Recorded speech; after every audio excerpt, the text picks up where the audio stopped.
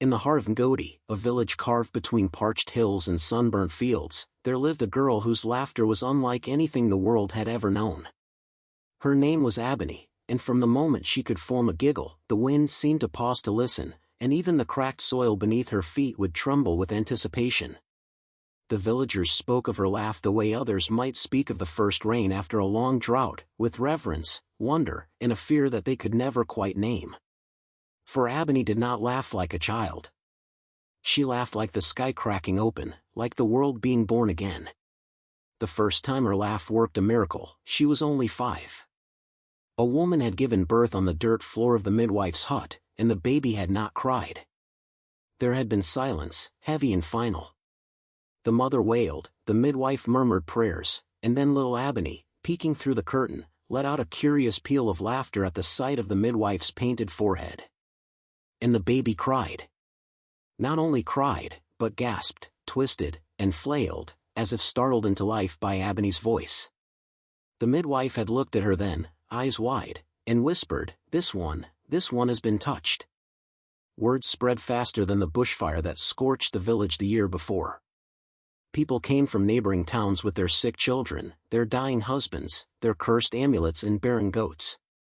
Ebony would laugh, sometimes without even understanding what she was laughing at, and the illness would lift, the wounds would close, and the goats would birth twins.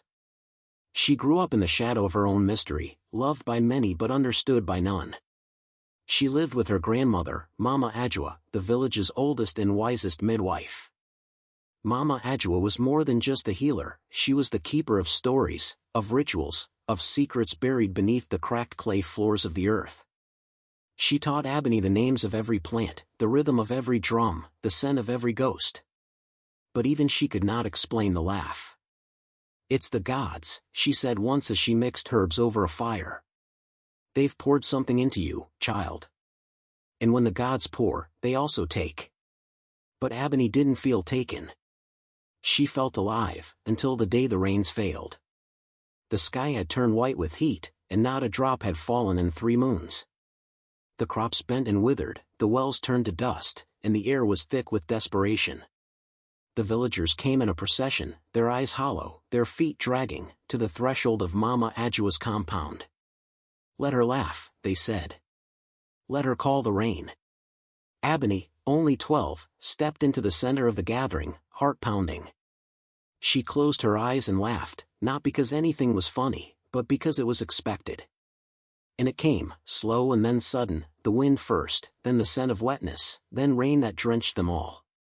That day, they wept and praised her as if she were a spirit come down to live among them.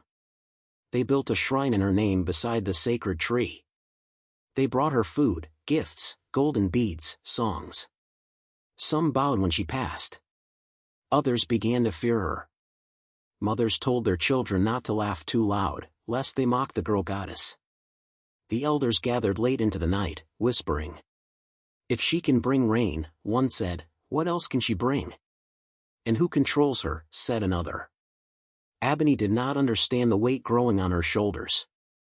She only knew that her laugh, once light and effortless, had begun to feel like a duty. She found herself holding it back unless someone asked. When she wanted to laugh because the birds were dancing or because her goat sneezed like an old man, she would bite her lip instead. Her joy, once wild and free, became something people queued for, prayed for, demanded. Mama Ajua noticed. She sat Ebony down under the moon one night and said, "Child, the world does not know what to do with power that it cannot control. You laugh now and they cheer. But what happens the day you cannot laugh? What happens the day they want more than your joy?" Ebony looked into the darkness, heart heavy. "Then maybe I will laugh again," she said. Harder. Louder. Mama Ajua shook her head. "No. You will wish you had kept some of your laughter for yourself." And so it went. When the plague of flies came, they begged her to laugh. When the chief's daughter fell ill, they begged her to laugh. When a man was cursed by a wandering spirit, they begged her to laugh. And each time, her laugh worked, but each time, it cost her something. A bit of her light. A piece of her freedom. One evening, Ebony stood by the riverbank, listening to the frogs sing, and tried to laugh just for herself. But the sound came out hollow. The frogs stopped. The wind didn't stir. She touched her throat, frightened by the emptiness. For the first time in her life, she wondered if her laugh could run dry. She didn't notice the eyes watching her from the shadows. Eyes full of envy. Eyes that had once praised her, now calculating what it would take to silence a power they could not hold. The gods had poured something into her. But someone, somewhere, was about to decide it was time to take it back.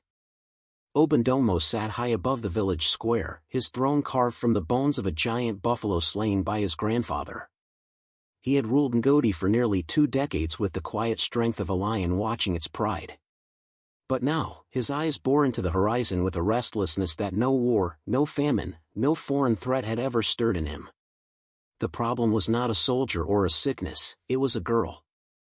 A girl with a laugh.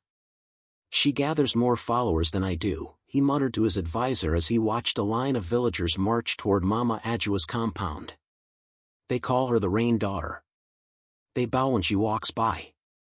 What happens when they begin kneeling? The advisor said nothing. It was a dangerous thing to speak against Ebony where others might hear. But Obandomo didn't need words, he needed strategy. Power. And he knew just who to turn to. Mama Ifa, the spiritualist once feared across 3 valleys, now sat alone in her shrine most days, her face painted with faded ash, her charms gathering dust. For years, she had been the one to interpret dreams, to whisper secrets from the gods, to curse those who dared defy the spirits. But Ebony's laugh had unseated her from her unseen throne. No one came for charms anymore. They came for laughter. For Ebony. She welcomed Oba with a bitterness steeped in incense and cold prayers. "Have you come to mock the old ways?" she said, her voice like crushed gravel. Oba smiled with no warmth. "I've come to remind them." Together, they planted a seed of poison. "She is not what she seems," Mama Ife whispered to anyone who would listen. "No child should hold such power." That laugh? It's not a blessing, it's a demon's echo. Every time she laughs, something else dies. Haven't you seen it? Haven't you felt it? At first, the villagers dismissed it. They had seen Ebony bring back life, felt the rain on their faces, heard the laughter ripple through their bones. But seeds of doubt grow quickest in dry soil. And soon the questions began. If she can stop droughts, why do they keep coming? My son died of fever, and she was silent. Does she wait until we beg so we will worship her? The shrine they had built to honor her became a place of quiet conflict. Some brought gifts. Others defaced it at night, leaving chicken blood and curses scrawled in charcoal. Ebony, only 13 now, stood at the center of a growing storm. Every smile she gave felt like a test. Every laugh, a trial. There was no peace in her joy anymore. Mama Ajua noticed the shadows gathering long before Ebony did. "These people," she said one evening as they crushed herbs in the fading light, "will love you as long as you are useful. But the gods do not give without expecting a price. And when that price comes, it is often paid in blood." Ebony stared into the fire, her hands still. "But I never asked for this. I just laughed." "Yes," Mama Ajua said softly. "And they danced. Now they want you to laugh on command. And when you don't, they will make you cry." That night, the dreams began. Ebony lay in her mat, the air thick with the scent of burning palm oil and the distant beat of drums. But in her dreams, the music was wrong. The drums turned to growls. She stood in a clearing beneath a sickle moon, and hyenas surrounded her, laughing, crying, bleeding. Their eyes glowed yellow and wet. They opened their mouths and her own voice came out, but twisted. Her laugh echoed across the night like a broken song. And then, silence. Thick. Endless. She woke gasping, heart galloping like a goat chased by fire. The dreams came again the next night. And the next. Always the same hyenas. Always the same silence. Always the sense that something inside her was being pulled away, strand by strand, like thread from an unraveling cloth. In the waking world, the village changed. People no longer waved when she walked by. Mothers pulled their children close. Traders turned their backs. Some even spat in her path. The whispers now had names. They called her the Drought Maker, Daughter of the Crooked Spirits, Laughter Witch. And still, the chief and Mama Ife plotted. She must be cleansed, Mama Ife declared one market day, her voice ringing out from the sacred stone. We must call the spirits and purge whatever rides inside her. It is the only way to save Ngodi. The chief nodded solemnly. We will not harm her, he said, masking his ambition with mercy. We will only silence what should never have spoken. Mama Adjua heard these words as a warning bell. That night, she took Ebony's face in her hands and said, You must listen to me now, child. There is a storm coming. You are its center. You must be wise, even when afraid. They will try to take your gift. To twist it. To bury it.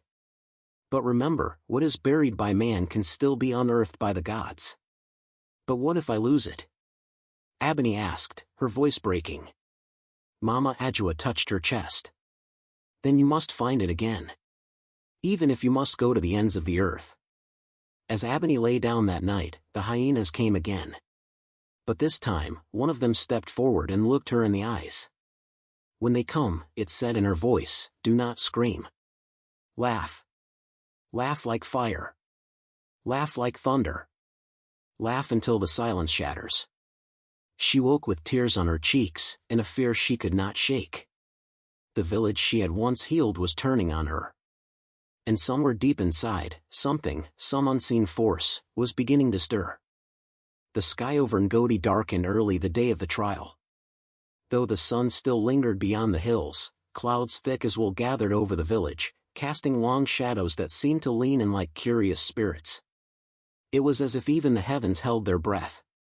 Ebony stood in the center of the square, barefoot on cracked earth that had once blossomed under her laughter. Now, it was dry, hard, and aching with thirst. Around her, the villagers gathered in a circle, faces twisted with fear, suspicion, and something colder, relief, perhaps, that someone else was being punished. Chief Obandomo sat high on his throne again, this time dressed in a ceremonial robe dyed in crushed crimson berries. He looked not like a judge, but a man performing a duty he had long waited to fulfill. Beside him, Mama Ife clutched a black gourd and whispered beneath her breath, her eyes never leaving Ebony. A heavy drumbeat silenced the murmurs. Today, Oba said, standing, we gather not to destroy a child, but to cleanse a village. The crowd murmured approval. He gestured toward Ebony. This girl claims her laughter is a gift from the gods. She claims it heals the sick, brings rain, and drives out evil. But the drought persists. The children die. The darkness spreads. If her laugh is a blessing, let her prove it now. Mama Ife stepped forward. Her voice, raspy yet strong, carried over the crowd. Or, she said, we silence the demon inside her once and for all. We return her to the gods through the ritual of silence. Gasps rippled through the crowd. The ritual of silence had not been performed in decades. It was said to drain the soul, to bury voices so deep they could never be found again. Mama Adjua stepped from the crowd, her back bent but her spirit unbroken. This is madness, she shouted. You would judge a child based on fear and envy? You speak of silence as though it were holy. But it is fear, not faith, that drives this trial. Oba's expression did not change. Then let her prove us wrong. Ebony stepped forward. Her legs trembled, but her chin did not. She looked at the crowd, at the faces that once smiled with her, danced when her laughter lit the sky, and she let herself remember. The baby who'd drawn breath after her laugh rang out. The storm that came when she chuckled at a child's joke. The way her laughter had once felt like sunlight in her bones. She took a breath and opened her mouth. Nothing. Not a sound. She tried again, forcing her lungs, her throat, her spirit to erupt, but her laugh was trapped, buried beneath a pressure so unnatural it hurt. It felt as though hands held her from inside her own chest. Mama Aoife smiled. She held the black gourd higher and whispered in a tongue older than Godi itself. The air rippled. The elders looked at each other in confusion. The villagers murmured. She lies, Mama Aoife declared. She fooled us all. Her laugh was a trick of the wind. Her power is nothing but air. She cannot even laugh now, Oba said solemnly. There is no magic. Only deceit. The shift was instant. The villagers surged with noise, accusations, curses, stones thrown at the ground near her feet. Ebony stood frozen, the silence around her heavier than chains. She looked to her grandmother, tears welling, but Mama Ajua was already moving. The old woman stormed into the circle, swinging her cane and shouting, "Cowards! Fools! You would butcher a dove and expect it to sing while bleeding." A guard stepped in her path. Mama Ajua struck him. The response was immediate. 5 guards descended, clubs rising. The crowd gasped, and then watched, silent and still, as the old woman fell beneath the blows. Her blood mingled with the earth, red and wet. Ebony screamed, but again, no sound came. Only the anguish in her eyes told the tale. Oba raised his hand, and the guards stopped. She has resisted the gods, Mama Aoife announced. We must now complete the ritual. Take her to the shrine. 2 warriors stepped forward. They bound Ebony's hands, not roughly, not with violence, but with the ceremonial care of someone packaging an offering for the gods. They covered her mouth with a cloth made of silence weed, a rare herb known to kill sound, and led her through the crowd. No one moved to stop them. Not the elders. Not the mothers. Not the men who once called her daughter of the divine. She passed by them like a ghost being mourned in advance. The shrine of silence stood far beyond the edge of the village, hidden in a cavern wrapped in roots and moss. It was an ancient place, older than Godi, older than any living soul. The walls were carved with markings no one dared translate, and its floor was covered in white stones said to drink sound. The warriors placed her inside and left without a word. The doors closed. Darkness. Nothingness. No sound. Not even her breath. Even her heartbeat seemed swallowed by the shrine. It was as though the world had been erased around her, leaving only her thoughts and the last image of her grandmother bleeding on the earth. Ebony sank to her knees, shaking. She had always been told that laughter was power. That it could shatter clouds and raise spirits. But now, in this place, she couldn't even find her own voice. She pressed her hands to her chest, tried to remember what laughter felt like, but it had been stolen, buried by fear, by curses, by envy. Hours passed. Maybe days. There was no way to tell. In the silence, her mind echoed. And then, a sound. At first, she thought she imagined it. A faint rustle. A breath not her own. A sniffle. Then, a cry. Low. Guttural. Animal. Hyenas. Their weeping echoed through the cavern like wind through hollow bones. And Ebony, staring into the dark, realized the dream had followed her here. But she also realized something else. If silence could be cast like a spell, it could also be broken. She sat straighter. The hyenas cried louder. And somewhere deep in her belly, under the pain and the fear and the betrayal, something small began to stir. A spark. A tremble. Not quite a laugh. Not yet. But close. The sky wept ash the day they took her laugh. Ebony lay on the cold altar stone inside the shrine of silence, bound with ropes laced with silence weed and grief root. Her arms were stretched wide like wings pinned beneath stones, her eyes staring at the curved ceiling above, etched with ancient, unspoken curses. The torchlight around her flickered as if the flames feared what they were about to witness. Mama Aoife stood over her, clad in a robe woven from night and bones, her eyes wild with victory. She held a set of bells in one hand, small, blackened things with etchings that seemed to twitch in the firelight. In her other hand gleamed a dagger carved from a hyena's fang, its hilt wrapped in the skin of something that had once cried for mercy. The crowd was smaller now, only the elders and Oba stood to witness the ritual. Even the villagers who had shouted for her silence dared not come close to what was about to happen. "She carries corruption," Mama Ife intoned, holding the dagger aloft. "Not of her own making, but from a realm where no human voice should ever echo. Her laugh, once mistaken for salvation, is the song of ruin."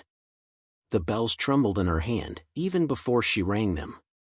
Then came the sound. Not a ring, not a chime. A screech. A sound that scraped the soul like fingernails across a closed coffin. The ground shuddered.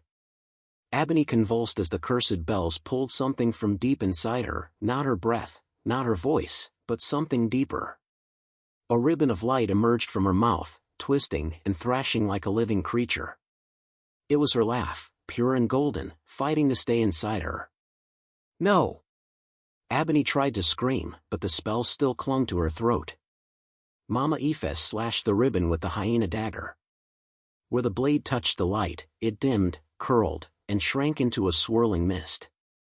Mama Ife caught it in a bottle made of bone and sealed it with wax black as pitch. Ebony's eyes rolled back. Her body went still. Empty. Mama Ife lifted the bottle high. "It is done," she said, breathless. They marched in silence to the edge of the village, to the hyena pits, deep holes where wild hyenas were once trapped to protect the village. Now, only their spirits remained, wandering the outskirts like restless judges. With a triumphant cry, Mama Ife hurled the bottle into the pit. A flash of light. A burst of laughter, Ebony's, twisting and echoing with unnatural glee. Then silence. Mama Ife turned to the crowd. "The land is clean again. Let the winds blow without chaos. Let the rain fall without tricks." The villagers bowed their heads, but their eyes stayed hollow. Something in the air was different. Not pure, just colder. Oba declared, "The girl will live. But not among us." Ebony, half-conscious, was dragged to the edge of the forest and left beneath a tree older than the oldest name in Godi. Her clothes were torn. Her feet bare. Her mouth sealed not with cloth, but with absence. Where once she radiated warmth, now there was a chill that followed her like a shadow. She didn't cry. She couldn't. She sat in the dirt, eyes dry, hands clutching nothing. That night, the village slept uneasily. And the hyenas wept. Their cries echoed through the trees, rising in waves of anguish that sounded too human to ignore. Some villagers plugged their ears. Others prayed. A few whispered that the hyenas were mourning, not for the laugh, but for what it had become. In the forest, Ebony wandered. She didn't sleep. She didn't eat. The forest, once a place of herbs and secrets she explored with her grandmother, now seemed strange. Trees she knew had turned their faces. Birds that once sang in her presence now flew in silence. She walked until her legs gave out, collapsing by a stream whose waters didn't dare ripple.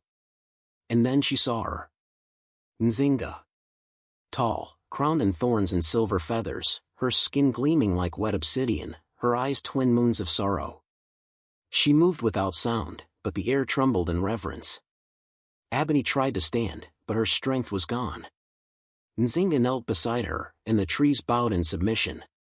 "You have been cut," the goddess said, her voice like drums beneath the earth. "But you are not hollow. They did not take your laugh.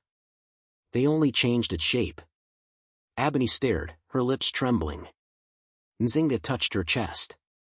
"Your voice is not gone, it lives in pain, in silence, in justice yet unspoken. You are not broken, child. You are becoming." A single tear slid down Ebony's cheek. Nzinga wiped it with a finger.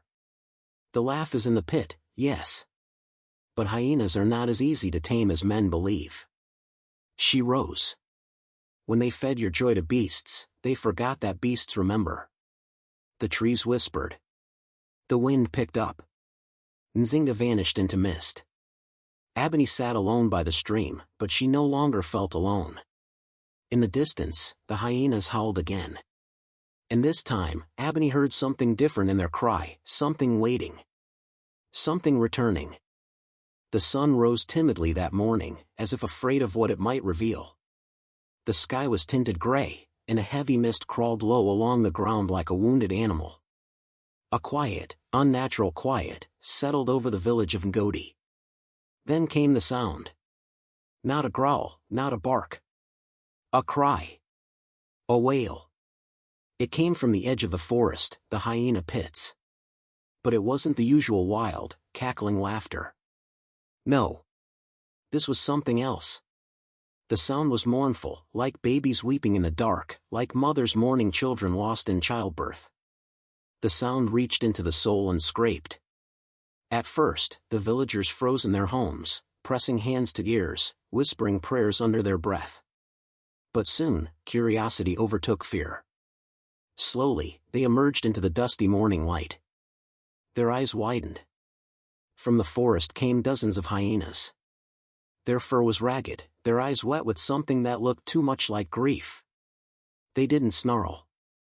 They didn't snap. They limped, heads bowed, toward the village. And then, in one terrifying, beautiful moment, they stopped, right in front of Ebony's old hut. They lay down in a circle. Not to sleep. Not to hunt. To mourn. One of them lifted its head and let out a cry so human it caused 3 women to faint. Children clung to their mothers. Old men wept without knowing why. "They're crying," someone whispered. "Crying for her." And as if the act had released something cursed, everything began to unravel. That night, the village's largest granary collapsed. Every yam rotted to pulp in hours. The rice swelled black with mold. Chickens stopped laying. Goats screamed at the sky and refused to eat. The water in the well turned thick and red, like old blood. Children, one by one, stopped speaking. First little Tay, who loved to sing while sweeping the compound. Then twins Arba and Ao, who mimicked the market women to make their mother laugh. Then more. Some tried to force them to speak. Nothing came. Just wide eyes, and tears. Obandomo summoned the elders and priests. "Perform the rites," he ordered. "Cleanse the land. This is a curse." They slaughtered a white ram. Lit fires. Sang old war songs. Nothing changed. Mama Ife locked herself in her spirit chamber, eyes bloodshot from lack of sleep, trying to read the bones and smoke. But the visions would not obey her. The fire cracked and revealed Ebony, not as she was, but cloaked in something wild and divine. Her eyes glowed silver, her feet did not touch the ground. Flames clung to her skin but did not burn her. And she did not laugh. She stared. Silent. Mama Ife screamed and threw the bones, but they shattered into dust. Outside, the hyenas moved again. Not to attack. They simply walked beside the children, resting beside them, watching them sleep. Mothers tried to chase them away. They snarled once, not in threat, but in warning, and the women backed away, trembling. That night, the hyenas sang. Yes, sang. A bone-deep hum that rose like smoke over the rooftops. It made men clutch their chests, weeping for sins they hadn't confessed in decades. It made lovers remember wounds they'd tried to forget. It made the village dream of fire and judgment. And in the forest, beneath the silver light of the moon, Ebony was changing. Nzinga stood behind her, fingers weaving through the air like a loom of fate. "You were never meant to be worshipped for your laugh alone," she said. Ebony stood in a pool of moonlight, surrounded by animals, owls, snakes, the wind itself. She no longer looked like the girl from Ngodi. Her skin glowed faintly. Her hair drifted in the air as if underwater. Her mouth, though silent, was now powerful. "You gave joy, and they fed it to beasts," Nzinga said. "But they forgot. Beasts remember pain. And beasts repay debts." The goddess placed a hand over Ebony's chest. "There is a silence that destroys," Nzinga said. "And a silence that heals. You now carry the silence that speaks." Ebony closed her eyes. She heard everything. The whispers of the roots beneath the earth. The mourning of hyenas. The voiceless prayers of the children. And in the center of it all, her laugh, still trapped, still echoing, waiting. She opened her eyes. It was time. Back in Godi, Oba stood on the village square, surrounded by terrified elders and villagers. He roared for order, but no one listened. The children had stopped eating. The crops had withered. The sky had turned strange, permanently clouded. Mama Ife appeared, gaunt and trembling. She is coming, she croaked. Not with rage. With silence. And when she arrives, not even the dead will rest easy. Oba tried to dismiss her, but the hyenas turned their heads toward the forest. The wind shifted. And somewhere, just barely, a single breathless whisper curled around the air. Ebony was near. And she was no longer a girl who healed with laughter. She was something far older. Far deeper. The silence that speaks. Ngodi had once been a village full of noise. Morning drums. Children chasing goats. Women laughing while pounding yam. Men singing over palm wine. But now, silence reigned, not a peaceful silence, but the kind that pressed down like a shroud, suffocating all joy. It started with the children. Their silence deepened into something eerie. They didn't even cry anymore. They blinked, wide-eyed and hollow, as if the world had moved on without them. Then came the mothers. They tried to sing old lullabies, but their mouths moved without sound. Panic bloomed like a sickness. Priests chanted, elders clapped, griots beat their drums until their palms bled, but nothing came out. Even the animals seemed to obey the curse. The roosters crowed in silence. The goats bleated like ghosts. Wind rustled the trees without a single whisper. And then it turned cruel. Those who tried to scream found themselves laughing instead. But it wasn't their laugh. It was her laugh. Ebony's stolen, silver-tinted, haunting laugh would echo from mouths twisted in agony. It rang not with joy but with bitterness. It sounded in the ears like shattered glass. Oba heard it in his sleep, loud, mocking, never-ending. He woke choking on nothing, clawing at his throat, whispering apologies to shadows. Mama Ife heard it from her own reflection. In every bowl of water, her face would shift into Ebony's for a heartbeat. She tried to drown her own voice, but it would return, louder, crueler. She wandered the compound in madness, her mouth moving in frantic circles, chanting the gods who had turned their backs. The villagers began to lose their minds. Not just their words, but their minds. Laughter erupted at funerals. Sobbing at weddings. Mothers forgot their children's names. Farmers began planting rocks instead of seeds. One man whispered secrets to a dead tree, then tore out his own tongue when it whispered back. They built altars to beg the hyenas for mercy. The animals came only once more, lined the edge of the village, watched silently, then vanished like mist. They left pawprints that smoldered, as if the earth itself had burned beneath them. Ebony's name was no longer said aloud. It lived only in the corners of nightmares and the twitch of lips trying to speak. It became a ghost story, one children no longer told, because they could no longer speak. Meanwhile, deep in the heart of the forest, Ebony thrived. She built her new home not from clay or wood, but from memory. A shrine woven with bone and bloom, femurs of the forgotten, petals from laughter flowers that bloomed only at night. The forest bowed to her presence. Trees leaned inward, their trunks twisted like dancers frozen mid-spin. Vines crawled toward her like worshippers. Even the wind seemed to hesitate when passing her shrine. She did not speak. She no longer needed to. Her silence carried power. It hummed through the ground, through root and bone. She listened, not with ears, but with spirit. The villagers thought their thoughts were hidden, buried deep. But Ebony heard every whisper mouthed in dread. Every prayer muttered behind closed doors. Every curse spat in fear. The forest told her.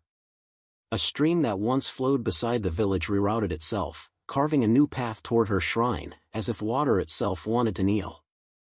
Ebony sat in the center of her sanctuary, surrounded by glowing stones and silver fireflies. Her hair floated around her like smoke, and her skin shimmered with moonlight. Her eyes were closed, but her mind was open. She felt their desperation. Oba, gnawing on roots to stop the laughter in his throat. Mama Ife, scratching her face raw to silence the voice in her mind. The villagers, choking on unspoken words, forced to face truths they could no longer bury in chatter. Silence had become the mirror. And it showed them who they really were. Ebony didn't need revenge. This was justice. The land twisted with her sorrow and her power. No longer did she need to bring joy. She was now a keeper of truth. Her silence sifted out lies. Her presence warped the world. And somewhere, in a distant corner of the forest, a new flower bloomed, a pale blossom that laughed gently when touched. Not mocking. Not cruel. But patient. Waiting. Because Ebony knew. They would come. Eventually. The night of the eclipse moon fell heavy on the village of Ngodi like a curse wrapped in silk. The sky was bruised purple, the stars swallowed whole, and the moon bled a dark red, a wound in the heavens. The villagers huddled inside their homes, clutching charms that no longer worked, whispering prayers that went nowhere. A silence deeper than ever before gripped the village, a silence that didn't feel empty but expectant. Then they heard it. The wind, which had been still for weeks, began to stir, not gently, but like something screaming through the trees. It wailed through the huts, knocked over calabashes, blew out sacred flames. People cried out in terror, but their mouths made no sound. A tremor followed. The earth shivered like it remembered pain. Then cracked, once, twice, beneath the great baobab tree at the village's edge. And from that crack, she came. Ebony. Barefoot. Cloaked in shadow mist that curled around her like loyal wolves. Her feet touched the earth like thunder without sound. Her eyes glowed faintly with a light that didn't belong in this world. The forest behind her bent away, making space. Her shrine had birthed her anew. She walked slowly, each step a command, each breath a prophecy. She did not speak. She didn't have to. The wind screamed for her. The trees moaned in grief and reverence. The hyenas, dozens of them, appeared at the edge of the village, sitting quietly like statues. Watching. Then it began. One by one, the villagers collapsed where they stood. Not dead, entranced. Caught in a waking dream. In the silence of their paralysis, each saw the same vision, the day they had gathered in the village square, cheering while Ebony was dragged before the elders. They heard their own voices, urging the punishment, laughing when her grandmother fell to the ground, bleeding. They relived it all. And they wept. But not even their sobs made sound. Ebony moved through them like a wraith. They couldn't touch her. Couldn't look her in the eye. The power around her bent reality itself, dust rising without wind, leaves trembling without motion. She made her way to the palace, and its doors opened on their own, creaking like old bones. Oba was waiting. Or perhaps hiding, no one would ever know. He stood, regal in his rotting robes, trying to appear strong though his knees trembled. He couldn't move. His body betrayed him. His mouth opened, but his tongue stuck to the roof of his mouth. Sweat poured down his face.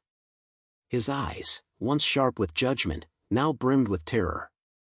Ebony stared into him. Not at him, into him. And Oba saw not just her face, but the mirror of his own cruelty. Every decision he had made to preserve power. Every lie he told to stay above fear. Every time he dismissed her laughter as a threat instead of a blessing. He tried to cry out, to beg, to kneel. He couldn't.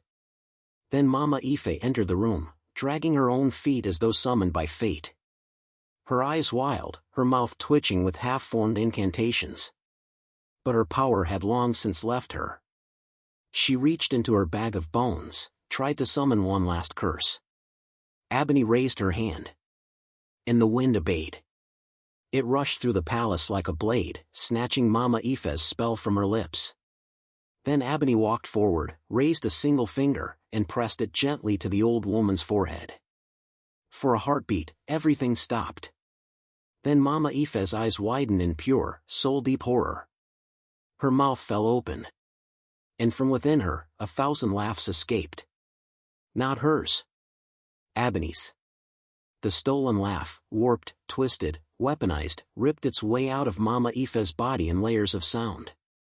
Her bones cracked, her skin peeled like paper, and suddenly she exploded, not into blood, not into gore, but into a cloud of shimmering, cackling hyenas.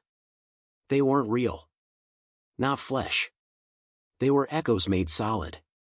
They spun in circles, laughing Ebony's laughter, until they vanished into silver dust. And then it was just Ebony. She closed her eyes.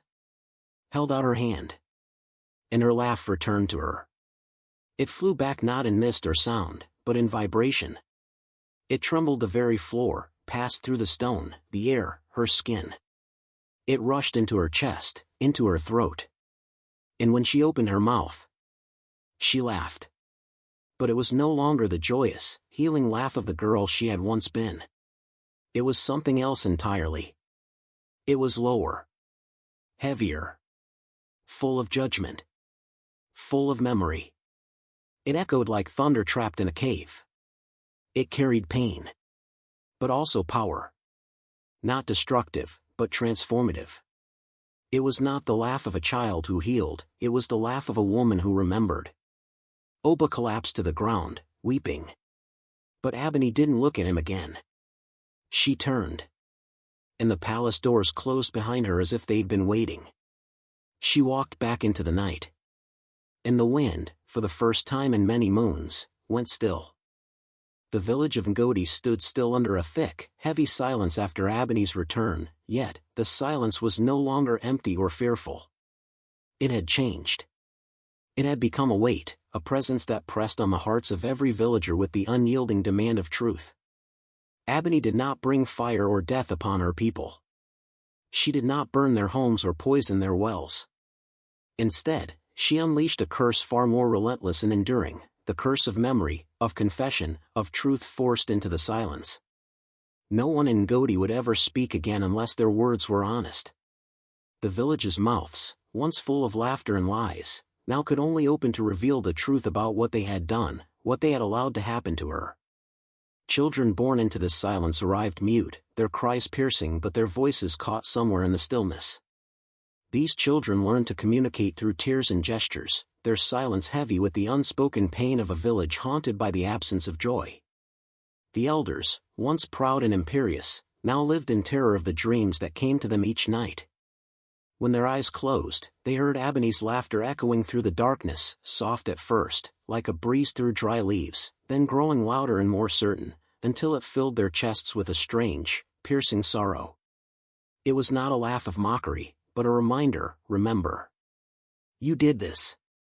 Many of the oldest villagers passed away in restless nights, clutching at their ears to stop the sound that would not be silenced. Ebony herself returned to the forest, retreating to her shrine of bone and flowers. She did not forget the world she left behind, nor the pain she had suffered. But she became something more than human, a legend whispered on the wind, a spirit known as the Laughing Silence. By day, she was unseen, a guardian of secrets and truth. By night, when the full moon bathed the land in silver light, the hyenas came, dozens, then hundreds, gathering at her shrine to weep. Their howls were mournful songs, echoes of the stolen laughter they once carried, transformed now into sorrow and reverence. Ngodi changed. Its people moved like shadows of their former selves, caught between silence and remembrance. The village became a place of ghosts, living and dead, and the truth they dared not speak hung thick in the air like smoke. And then, one day, a new child was born. A girl, mute at first, her eyes wide and watchful. Her family whispered rumors, for in Ngodi, to speak was to invite danger. Yet, the girl grew with an unusual calmness, an inner strength that seemed to hum beneath her silence. On her 5th birthday, when the moon rose full and bright, something shifted. The villagers gathered quietly, afraid and curious. The girl looked around with a shy smile, then suddenly, she laughed. It was not just any laugh. It was Ebony's laugh. Clear, pure, and powerful, the very same laugh that once called down rain, healed the sick, and drove away evil. The villagers froze, stunned and speechless. The air around the child shimmered with magic. The hyenas outside howled in unison, a mournful, joyful chorus that seemed to say, "The cycle begins again." The girl's laughter rippled through the village like a healing wind, breaking the silence that had bound them for years, yet it was a laughter that demanded truth, that called for courage. Ebony's spirit had not vanished. It lived on, reborn in this child, carrying the weight of the past and the promise of a future where silence would speak louder than vengeance. Ngodi would never be the same. And neither would the world.